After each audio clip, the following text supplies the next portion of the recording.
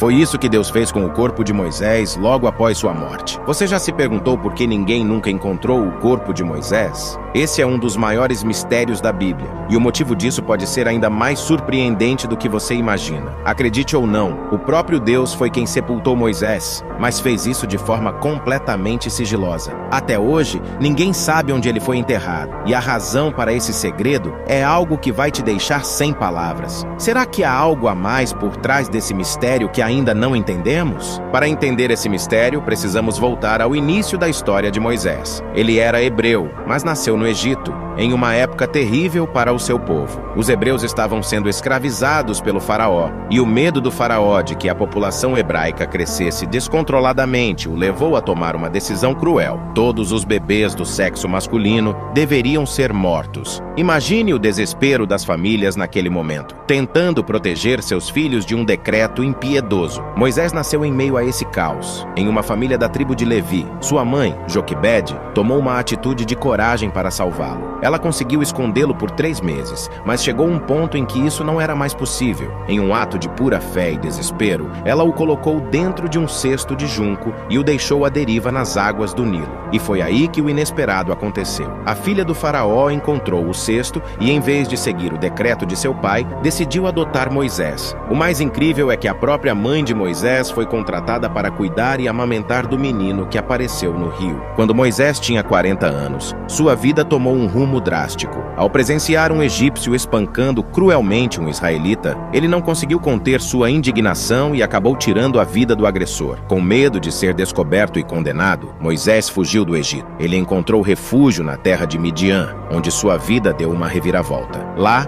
ele conheceu Jetro, um sacerdote local, que mais tarde o abençoou com o casamento com sua filha Zípora. Moisés, o homem que cresceu como príncipe do Egito, passou a viver como pastor de ovelhas em terras distantes. Mas a vida de Moisés estava longe de ser comum. Aos 80 anos, algo incrível aconteceu. Enquanto cuidava das ovelhas, ele viu uma cena que mudaria tudo. Uma sarça ardente, mas que de maneira inexplicável não se consumia. E foi dessa sarça que Deus falou diretamente com Moisés, dando-lhe uma missão grandiosa. Ele deveria voltar ao Egito, o lugar de onde havia fugido anos atrás, para libertar seu povo, os israelitas, da escravidão. Aquele simples pastor de ovelhas agora tinha uma tarefa divina nas mãos. Com essa missão, Moisés voltou ao Egito, agora acompanhado de seu irmão Arão. Juntos eles confrontaram o faraó, mas ele não quis libertar os israelitas tão facilmente. Foi então que Deus começou a enviar as 10 pragas sobre o Egito, cada uma mais devastadora que a anterior. Somente após a última praga, o faraó cedeu e permitiu que o povo saísse. No entanto, a história não acaba aí. Pouco depois, o faraó se arrependeu de sua decisão e mandou seu exército atrás dos israelitas. Quando se viram encurralados pelo Mar Vermelho, Moisés, guiado por Deus, estendeu sua mão sobre as águas, e o impossível aconteceu. O mar se abriu e o povo atravessou a pé enxuto.